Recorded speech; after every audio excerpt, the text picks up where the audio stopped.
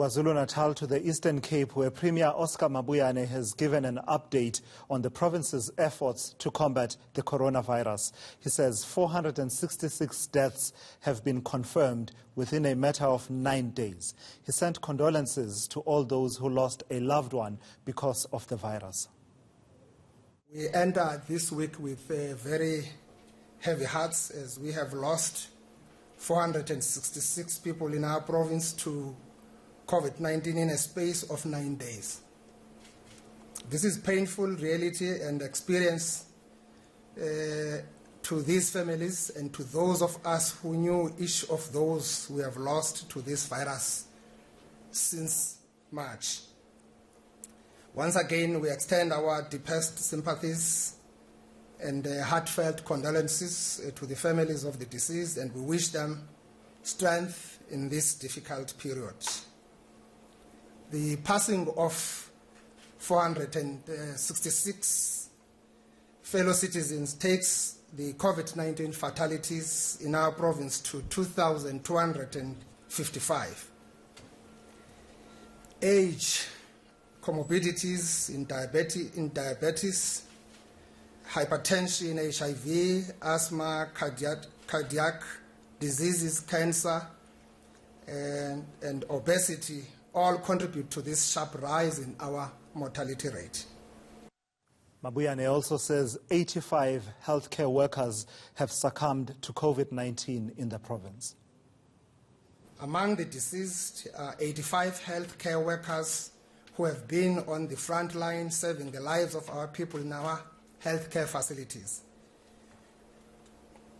The relentless coronavirus struck again at the heart of our healthcare fraternity, this time around claiming the life of our professor, Professor Lungile Pepeta, who had served in the public health sector diligently for 21 years after receiving his medical degree from Walter Sisulu University. What pains me the most about his sudden passing is that I was in constant communication with him. He was in good spirit and he was assuring me that he will defeat the virus and get back to the front lines. Even when I was asking him to take it easy and focus on his recovery, Professor Pepeta wanted to know about developments in the work we are doing to fight the pandemic and offered advice from the hospital bed he was lying in, because his purpose in life was to save more lives. It seems as if the coronavirus is trying to distract our stated mission as this sixth administration of utilizing the best human capital of this province to accelerate socio-economic development in our province. I say this because the passing of Professor Pepeta follows that of Dr. Mnyande, who was a board member at the Kucha and one of our commissioners in the Provincial Planning Commission.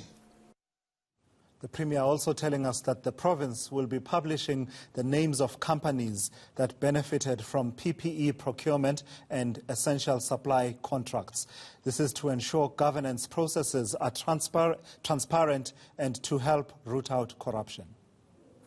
This week we want to highlight 3 developments that we feel are critical to ensure our success in the fight against COVID-19 in our province. The first one relates to ensuring clean governance. As you all know, government has made special allocation of funds during this period to save the lives of our people from this pandemic. These resources are used to procure PPE for frontline workers and to improve infrastructure in our healthcare facilities, including availability of essential supplies. There have been concerns in the public about procurement of goods and services related to COVID-19, with claims of suspected corruption and beneficiation of companies with links to political and administrative leadership. Since the start of April, the Eastern Cape provincial government has paid invoices to the value of more than 582 million to companies for PPE, renovations in our healthcare facilities, and provision of essential supplies. We have taken a decision to publish the names of the companies that have benefited from our procurement and the names of their directors on the website of the Provincial Treasury. By publishing the list, we are introducing a new culture of transparency in our supply chain management. The people on whose behalf we serve have been calling for transparency. We are obliging to their request. From now onwards, we aim to do regular publication on the transactions the provincial government makes with companies. Eastern Cape Premier Oscar Mabuyane speaking a bit earlier on.